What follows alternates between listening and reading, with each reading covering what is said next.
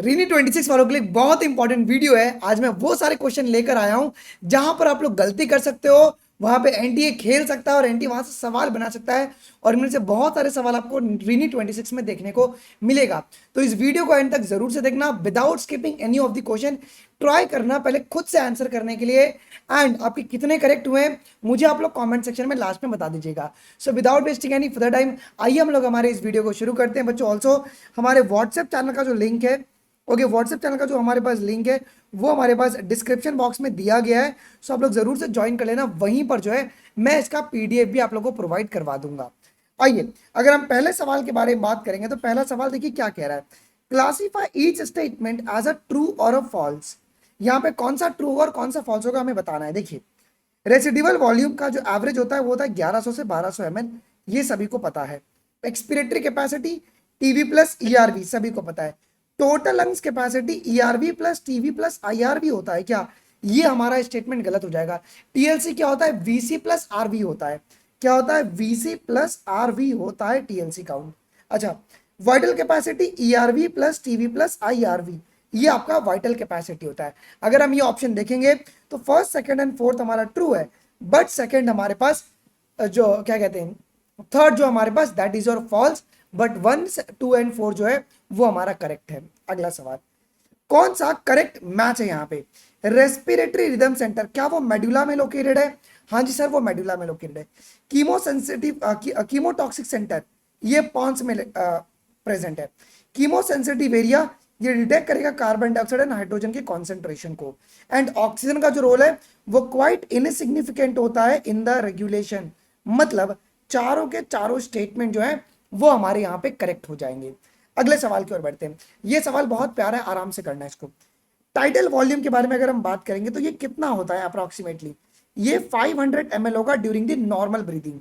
Inspiratory capacity TV plus IRV, expiratory capacity TV plus ERV, functional residual capacity क्या होता है ये, ERV plus RV, and vital capacity क्या होता है बच्चों, ERV plus TV plus IRV.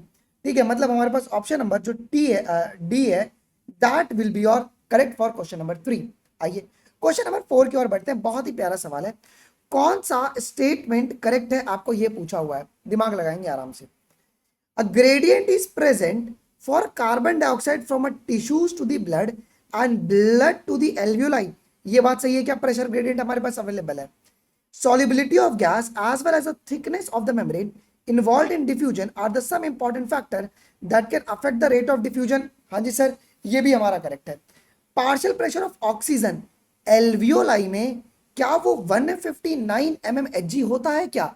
आराम से दिमाग लगाना, कितना होगा जी, ये होगा 104 mmHg। अच्छा, जो पार्शियल प्रेशर होता है ऑक्सीजन का in tissue is a 40 mmHg। सो मतलब 1 2 और 4 हमारे पास करेक्ट है, लेकिन जो थर्ड है दैट इज अवर इनकरेक्ट। तो ये एक आपको पता होना चाहिए जी। आइए, कैसा लग रहा है क्वेश्चन, मुझे फीडबैक भी आप कमेंट में देते चले जाइएगा। क्वेश्चन नंबर 5 देखिए क्या कह रहा है कि कौन सा मैच आपके पास करेक्ट है। यहाँ पे आराम से एकदम फोकस करना है अपने को। Diffusion membrane is much less than the millimetre, और ये 3 लेयर का मिलके बना हुआ है, ये करेक्ट है। कार्बन डाइऑक्साइड ग्रेडियंट, ये टिश्यू से ब्लड एंड देन ब्लड से एल्विलाई, इस तरीके से तुम्हारे पास ये इंक्रीज और डिक्रीज करेगा क्या। हाँ जी। अगला, oxygen gradient alveoli blood and tissue, ये भी आपका सही है। कार्बन डाइऑक्साइड की सॉल्युबिलिटी क्या होती है, ज्यादा होती है क्या, it is higher than oxygen. तो ये काटिए, तो 1 2 और 3 जो रहेगा that will be correct, and हमारे पास जो फोर्थ है वो इनकरेक्ट हो जाएगा। क्वेश्चन नंबर 6 देख लो, बहुत ही सुंदर सवाल आ गया है। Select the option that contains the correct statement about the ECG. An electrocardiogram is a graphical representation of the electrical activity of the heart during a cardiac cycle, ये correct है। A standard ECG is obtained by attaching the electrical leads to both the wrist and left ankle, ये भी correct है। P wave depolarization of atria leading to the atrial contraction, और QRS जो है ये ventricular depolarization को represent करता है। मतलब 1 2 और 3 सही है, बट डी हमारे पास इनकरेक्ट है। देखिए पेपर आपको लेंथी पेपर देखने को मिल सकता है इस साल ही। अच्छा, इसके आने की चांसेस बहुत ही ज्यादा है, इस क्वेश्चन के आने की चांसेस बहुत ज्यादा है बच्चों। आइए, match the circulation type with their function, अपने को मैच करना है बच्चों। पल्मोनरी सर्कुलेशन राइट वेंट्रिकल से lungs and then left atrium, ये बात सही है। Systemic circulation supplies the nutrient and oxygen to tissues. Hepatic portal system blood from intestine to liver, सही है। Coronary blood to the cardiac musculature. And tunica intima जो होता है वो इनर लाइनिंग होता है क्या स्क्वामस एंडोथीलियम का, ये लाइन आप लोग प्लीज ध्यान रखिएगा। तो यहां पे पांचों के पांचों स्टेटमेंट जो है वो करेक्ट है। आइए अगला सवाल, very very important. At the beginning of the cardiac cycle all the four chamber, ये किस में रहते हैं, जॉइंट डायस्टॉल स्टेज में रहते हैं बच्चों। दी एसए नोड क्या जनरेट करेगा, ये एक्शन पोटेंशियल जनरेट करेगा which stimulate the atria to contract causing the atrial systole, ठीक है। अच्छा, this increases the ventricular filling by 30% and the impulse then passes to the ventricle, किसके through जाएगा, via AV node के through जाएगा ये, ठीक है, and AV bundle and leading to the ventricular systole. As the ventricles relax later किसका closure होगा, semi lunar valve का क्लोजर हो जाएगा। मतलब ऑप्शन नंबर 1 जो रहेगा that will be correct for question number 8। ये भी आपको पेपर में देखने को मिल सकता है बच्चों। आइए, बहुत सुंदर क्वेश्चन आपको पूछा यहाँ पे, कौन सा करेक्ट मैच है। Counter current in the Henle's loop opposite direction filtrate flows in its two limb, ये बात सही है। Counter current in the vasa recta कौन फ्लो करेगा, अपोजिट डायरेक्शन में ब्लड फ्लो करेगा इन द टू लिम्स। तो प्लीज ये ध्यान रखना, अगर हेनलीज लूप में अगर काउंटर करंट बन रहा है तो हमारे फिल्टरेट मूव कर रहे हैं, अगर वासा रेक्टा में है तो हमारे ब्लड फ्लो कर रहे हैं। प्लीज इस बात को ध्यान रखिएगा आप लोग। अगला, NaCl is transported by the ascending limb of the Henle's loop, exchange with the descending vasa recta, return to the intestinium by the ascending vasa recta, ये correct है। Urea enters the thin ascending limb in the small amount, carried back to the intestinium by the collecting tubules। ये सारे के सारे हमारे पास जो statement है वो करेक्ट हैं जी। आइए अगले सवाल की ओर बढ़ते हैं। क्या पूछा गया यहाँ पे, कौन सा करेक्ट होगा about region A B and C के लिए हमारे पास कौन कौन सा स्टेटमेंट करेक्ट होगा, ये एक आपको पूछा गया है। सुनिए ध्यान से, एकदम दिमाग को शांत करके इसको सॉल्व करना शुरू करते हैं। जो इंटरस्टिशियल फ्लूइड होता है इन अ कॉर्टेक्स, ये जो ए है तुम्हारा वो कॉर्टेक्स है क्या, वो 300 मिली ऑस्मोल्स होगा, क्या ये बात सही है, ये बात आपका एकदम सही है। Interstitium of B is less concentrated than the cortex, नहीं वो ज्यादा कंसंट्रेटेड होगा ना आउटर मेड्यूला, ये क्या है, B is your outer medulla, C तुम्हारा इनर मेड्यूला है, सो आउटर मेड्यूला ज्यादा कंसंट्रेटेड होगा कॉर्टेक्स से, ये काट दो। C has the lowest urea contribution to the osmolarity, नहीं यूरिया कंसंट्रेशन क्या रहेगा, इनर मेड्यूला में ऑस्मोलैरिटी बहुत ही ज्यादा देखने को मिलता है। द कॉर्टिकोमेडुलरी ऑस्मोटिक ग्रेडियंट डिक्रीज नहीं करता है बच्चों, इंक्रीज करेगा ना। अगर आप cortex outer medulla inner medulla में जाओगे तो क्या होगा, ये इंक्रीज करता है बच्चों, डिक्रीज कभी भी नहीं करता है। तो आपके पास 2, 3 और 4 इनकरेक्ट हो गया, सिर्फ एक ही जो है ये करेक्ट है। आइए अगले सवाल की ओर बढ़ते हैं। मैच द कॉलम करना, एकदम दिमाग लगाते हैं। हीमोडायलिसिस क्या होता है बच्चों, blood is drain from the artery enters the artificial kidney after the heparin, ठीक है, ये Q will be the correct. आइए अगला, dialysing fluid same composition as the plasma except nitrogenous waste, याद रखना। सेलोफाइन मेम्ब्रेन ये क्या होता है जी, ये पोरस होता है जो परमिट करेगा diffusion based upon the concentration gradient.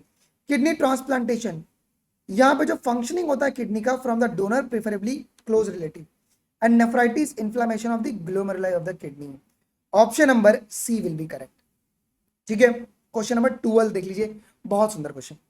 Each kidney of adult human measures कितना, ये 10 से 12 सेंटीमीटर होगा लेंथ में, और विड्थ कितना होगा 5 to 7 सेंटीमीटर होगा विड्थ में, और थिकनेस कितना होगा 2 to 3 सेंटीमीटर होगा इसका थिकनेस में, और एवरेज वेट 120 से 170 ग्राम होगा। Medulla is divided in the conical masses which is called a medullary pyramid projecting into the calces while cortex extend between the column of Bertini। so 12वें का D will be correct. अगला सवाल, अब very very सुंदर question, क्या कह रहा है देखिए, कौन सा ट्रू और कौन सा फॉल्स है ये पूछा हुआ है आपको। Each myofibril has alternate light and dark band on it, ये बात सही है। Light band I band contain the actin, the dark band A band contain the myosin, ये भी करेक्ट है। In the resting state, the edges of the thin filament on the either side of the thick filament partially overlaps the free end of the thick filament, living the central part of the thick filament. तो जो central part है वो हमारे पास खाली रहता है जी। ठीक है, आ जाओ जी। The central part of the thick filament not overlap by the thin filament, इसे अपन जेड लाइन कहते हैं, इसे अपन एच जोन कहते हैं, एच जोन कहते हैं इसे। तो 1 2 एंड 3 तुम्हारे पास ट्रू है, बट फोर्थ वाला तुम्हारे पास फॉल्स हो चुका है। अगले सवाल की ओर बढ़ते हैं। The bones of limbs along with the girdles, ये क्या बनाएगा, ये बनाएगा हमारे appendicular skeleton. Each limb has 30 bones. The hand contain 8 carpal and हमारे 5 मेटाकार्पल एंड 14 फेलिंजेस। 14th का 4 विल बी करेक्ट। ऐसे ही सवाल हम लोग 18 और 19 तारीख को करने वाले हैं। मतलब विल मेक श्योर कि तुम्हारे सारे के सारे क्वेश्चंस इसके अंदर रैप अप हो जाएंगे। उसके लिए आप लोग ज्वाइन जरूर से कर लीजिएगा। 15th देखिएगा, select the option that contain the correct statement about the actin and myosin filament। इस बार फ्री में नहीं होगा यूट्यूब पर, मैं आपको पहले ही बता दे रहा हूं। Each actin and thin filament is made up of 2F filamentous actin helically wounded to each other। ये बात सही है। The two filament of the another protein tropomyosin also run very close to the F actin throughout its length। A complex protein troponin is distributed at a regular interval on the tropomyosin in the resting state। A subunit of troponin masks the active binding site for a myosin on the actin filament। ये भी सही है। Each myosin thick filament is a polymerized protein made up of the many monomeric protein called meromyosin, and each meromyosin has a globular head with a short arm and a tail, जिसको अपन HMM and LMM कह रहे हैं। तो आपके पास चारों के चारों statement जो है वो आपके पास यहाँ पर करेक्ट हो जाएंगे जी। अगला सवाल क्वेश्चन नंबर 16 देख लेते हैं। An electrical synapse, the membrane of pre and post synaptic neurons are in close proximity, yes, and allow the direct flow of current, directly flow करवाएगा। अट केमिकल साइनेप्स हमारे पास क्या होता है, एक फ्लूइड फील्ड स्पेस रहता है जिसको अपन साइनेप्टिक क्लेफ्ट कहते हैं जी। When impulse reaches the axon terminal, क्या होगा, synaptic vesicle containing neurotransmitter fuses with the plasma membrane and releases their content which bind to the receptor, है ना। तो वो रिसेप्टर से बाइंड करेगा on the post synaptic membrane. तो 16 का ए विल बी करेक्ट। 17 देख लेते हैं, कौन सा ट्रू और फॉल्स है। देखो बहुत ही इंपॉर्टेंट सवाल है बच्चों, ये बहुत ज्यादा ही इंपॉर्टेंट सवाल है। At a resting state the axonal membrane is a polarised, सबको पता है। Rapid influx of sodium at the site of the stimulus reverse the polarity and it is called the depolarisation, ये भी करेक्ट है। On the inner surface, the current flows from excited region toward the region ahead, while on the outer surface, the current flows in the opposite direction to complete the circuit। ये भी correct है। The diffusion of potassium to outside restore the resting potential and fiber become once more responsive to the further stimulation। ये भी correct है। कैसे लगे, तुम्हारे तार खुले कि नहीं। अगला सवाल क्वेश्चन नंबर 18 देख लीजिएगा, सुंदर सा मैच द कॉलम है बच्चों। सेरिब्रल कॉर्टेक्स, हमारे पास कॉर्टेक्स में क्या होता है जी, outer grey layer of the cerebrum that contain the motor and sensory areas. Thalamus के बारे में बात करते हैं, ये मेजर कोऑर्डिनेटिंग सेंटर होता है। Hypothalamus, it contain the centre controlling the body temperature. Mid brain, it lies between the thalamus and hypothalamus. And cerebellum, ये हाइंड ब्रेन का पार्ट है। तो 18 का सी विल बी करेक्ट। 19 देखिए क्या कह रहा है जी, कौन सा ट्रू और फॉल्स है। Gastrin act on the gastric gland and stimulate the secretion of hydrochloric acid and pepsinogen, ये एकदम करेक्ट है। Secretin act on the exocrine pancreas and stimulate the secretion of water and bicarbonate ions, ये भी correct है।